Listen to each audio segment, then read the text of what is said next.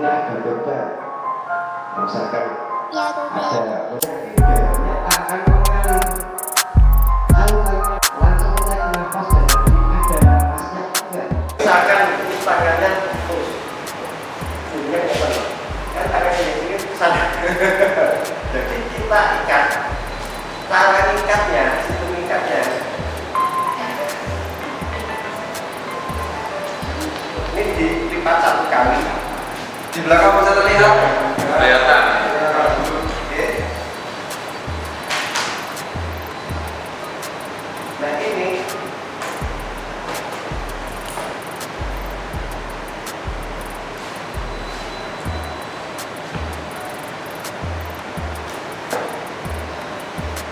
ya, gini saja. Kalau ini masih nembus, sini kasih kain lagi untuk kain, ikat lagi. Masih nembus, tumpuk kain lagi. Ikatan dilepas, tumpuk kain lagi, ikat lagi. Masih nembus, ikatan dilepas dan diambil yang ini, diganti, ikat.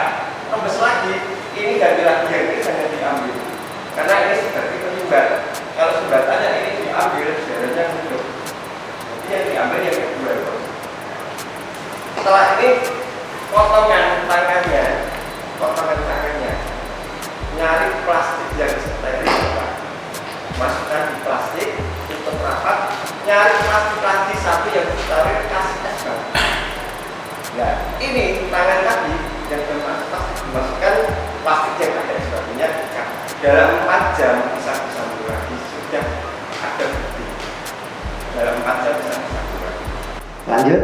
Nah, semisal ketika kita bawa kayu, terus kita namanya dislokasi engkel kesleo, biasanya Bapak Ibu cara penanganannya bagaimana?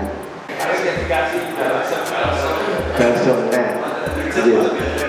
Jadi begini, yang harus dilakukan, yang recommended, yang dianjurkan itu dikasih es batu, kompres es batu, tidak boleh pakai balsam.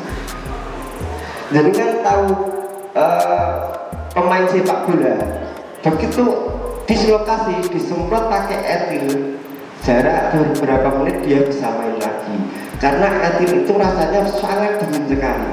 Nah, maka dikompres pakai es batu, cukup es batu saja, kompres es batu.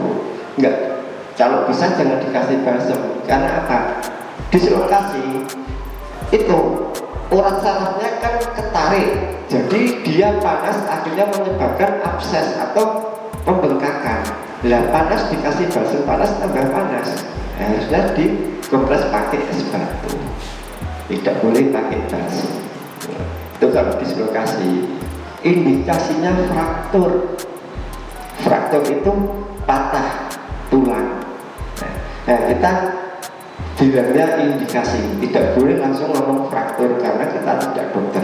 Yang boleh memvonis fraktur patah tulang itu dokter. Tapi kalau kita sebagai awam, apalagi awam terlatih, itu harusnya pakai kata indikasi dan kemungkinan gitu. Indikasinya patah tulang. Jangan patah tulang, kamu dokter. Begitu kan. Indikasinya patah tulang fraktur. Nah, cara penanganannya sekarang, cara penanganannya bisa kita lihat secara visual dulu ya Pak. Kan pasti sadar, ditanyain yang dirasakan mana, kakiku kok nggak bisa bergerak. Secara visual kita melihat kalau ada perubahan bentuk itu indikasinya fraktur. Terus kalau kita belum yakin, baru kita cek fisik, kita raba. Kalau fraktur biasanya ada perubahan bentuk dan terasa, dan ketika kepegang sakit, korbannya akan kesakitan. Nah, itu indikasi fraktur. Nah, kalau lukanya patah tulangnya frakturnya tertutup, itu langsung dibide boleh. Fraktur yang patah di pangkal, yang dibide, yang diikat harus di antara 2 sendi. Kalau yang fraktur di sendi, yang diikat itu antara 2 pangkal. Ini sama sini, ini tidak bergerak. Tapi kalau yang fraktur sini bidenya tidak di antara dua sendi, masih bisa bergerak. Harapannya di bidang itu supaya tidak ada pergerakan, maka yang diikat atas ini sama bawah sini, bawah gelangnya ini kan engkelnya. harus dua engkel, jadi tidak bisa bergerak. Itu harapannya seperti itu. Kita nyari tempat yang aman. Cara mengukur gede, yang diukur itu misalkan kaki atau tangan bagian yang tidak terluka. Ukurnya bagian yang tidak terluka. Kita ukur.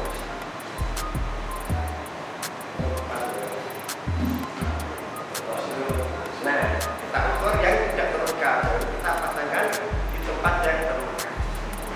Kalau kita ukurnya di tempat yang luka, tentunya saya yakin kesakitan. Baru kita ikat. Ikatnya kalau misalkan matanya di sini, harus di atas itu dan di bawah ini pergelangan, karena harus dua siku supaya tidak bergerak. Coba kalau di sini ikatnya di sini sama sini, masih bisa bergerak. Tapi kalau di sini tensionnya dimatikan. Ada yang tanyakan ini? Kalau tidak, misalkan ini tekannya keseleo ataupun luka terbuka tadi sudah kita balut dan lain sebagainya. Untuk mengantisipasi bergerak, tangannya harus digendong. Caranya bagaimana menggendong tangan? Ya begini kan digendong. Yang dipakai atas.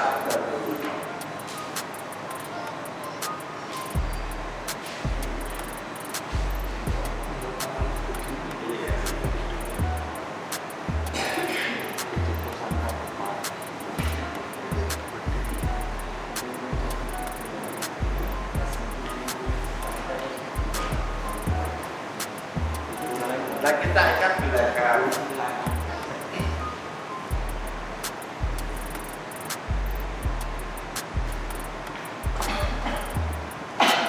Ambil satu lagi untuk fiksasi. Kalau pengingitannya di belakang. Satu lagi untuk fiksasi. Kemana fiksasinya?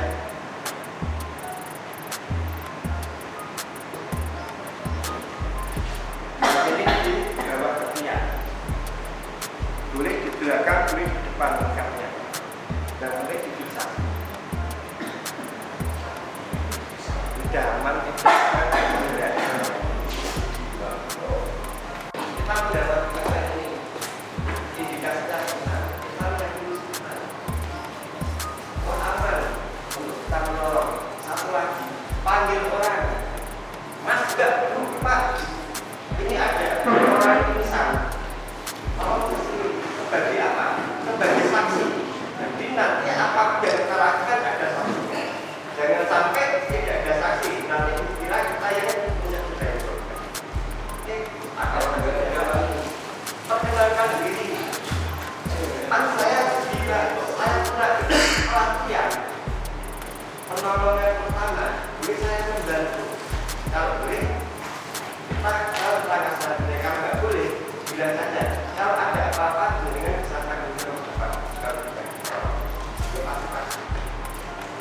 Kalau diperlukan, kalau kita ada APD, pakai APD.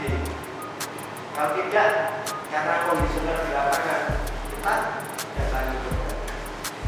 Ini dokternya, misalkan tidak bernafas, ada lagi pingsan, kita langsung tes. Kalau tidak terlihat, bukan semuanya. Kalau cek tadi, kalau kita posisi ada di sebelah kanan, ceknya di sebelah kanan, jangan di sebelah kiri. Kalau di sebelah kiri ada yang memotret, kita cek terus kita lihat ada nafas ada lagi ya. Kita tinggalkan lihat bagus dada dengan dan rasakan bisa. Kalau tidak ada lagi, kita kompresi ini ada pertemuan kurang dada. Itu ambil dua jari atasnya atau ambil di sini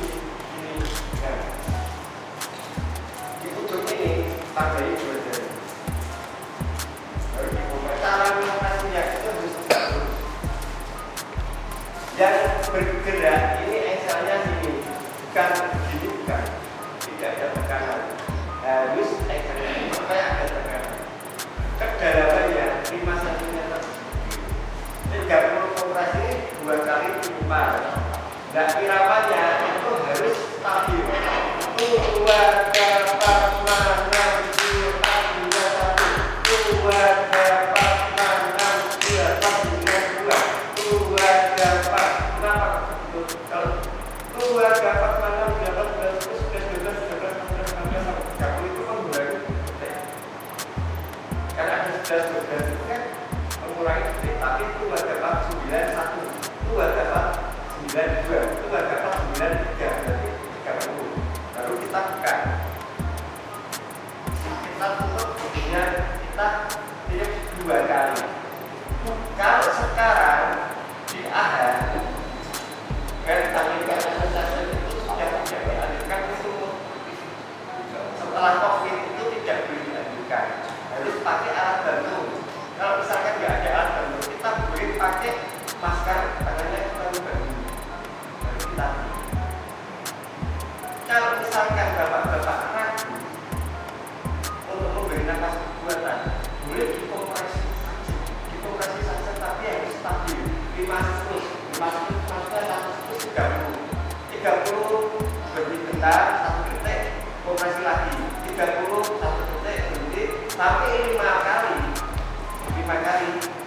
kita cek masih ada kompresi lagi sampai medisnya. Kalau semisal kita kompresi, nah kenapa posisi penolong ini supaya kandangnya kuat, kita bebas untuk mengambil apa yang kita butuhkan. Dan satu lagi di Indonesia, khususnya di kota Semarang dan sekitarnya, kalau ada apapun pasti penolongnya banyak.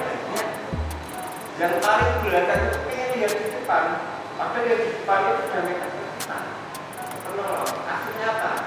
Antisipasi ketika yang belakang penolong mendorong yang depan karena mau lihat kena kita bisa melindungi korban. Tapi kalau posisi kita seperti ini, kita dorong, ini bisa kita lakukan. Jadi maksudnya begini, ada dorongan yang orang mau nonton, otomatis kan dia bisa kan juga kan kedorong